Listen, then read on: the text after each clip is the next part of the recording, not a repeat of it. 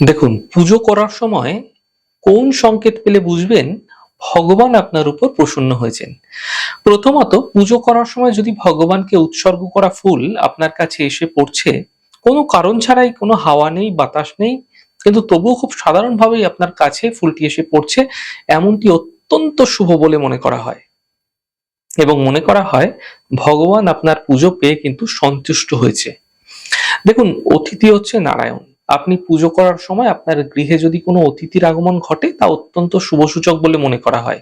পুজো করার সময় অন্য কোনো স্থান থেকে আসা যদি ঘন্টার ধ্বনি বা শঙ্খধ্বনি অত্যন্ত শুভ বলে মনে করা হয়। পুজো করার সময় যদি আপনার বাড়িতে কেউ সেবা নিতে আসে না, তখন তাকে ভুল করেও ফিরিয়ে দেবেন না। যথাসাধ্য দান করুন। যতটা পারবেন তাকে অবশ্যই কিছু দিন।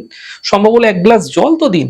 এতে ঈশ্বর আপনার পুজো কিন্তু সন্তুষ্ট হবেন এবং আপনার মনস্কামনাও দেখবেন ধীরে ধীরে পূর্ণ হতে দেখতে পাবেন।